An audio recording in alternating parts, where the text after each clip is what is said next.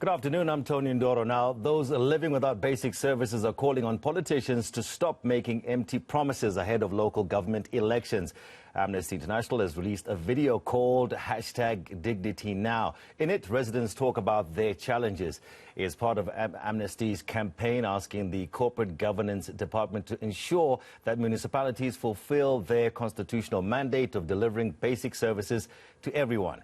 To tell us more about its service delivery priorities, we're joined by Amnesty International South Africa's Genevieve Quintal. Genevieve, good afternoon. Thank you so much for being with us here on eNCA. First of all, just take us through as quickly as you can your #DignityNow campaign. What do you aim to achieve? Good afternoon, Tony, and good afternoon to your viewers. So yes, we launched our Dignity Now campaign actually a few months ago, our focus being on adequate access to water, sanitation and housing, focusing on service delivery around those issues. And we're calling on accountability, transparency, access to information for communities on these fundamental basic rights. We've said service delivery is not a right, it's a privilege. People need to live with dignity. By living with dignity, they have to have access to these basic rights. And it's up to the state to provide these basic services. So the release of our video today is just another leg of our campaign and showing what some of our activists, how some people in this country are still living after how many years, and nothing seems to be done. And as we go ahead to a local government election, we hear all these promises of fixing service delivery, but it's actually something that should have been fixed long ago and needs to be fixed now. You're calling on the Department of Corporate Governance and Traditional Affairs to ensure that all municipalities fulfill their constitutional right. I mean, have you had a chance to speak with the ministry, the department? So yes, Tony, that's our call. Part of our campaign is we have a petition. We're asking people to sign this petition to call on the department to ensure that municipalities do fulfill their constitutional mandate. And at the end of our campaign, we will be delivering these signatures to the department and hopefully get a chance to actually sit down with the department and talk about these issues. You've got your video. You've been talking to people on the ground. What are the biggest concerns? What are they lacking most? The biggest concern is obviously water and even sanitation. And a lot of them talk about the fact that we're in the middle of a pandemic and they don't have access to safe water. There's water running through the streets and sewage.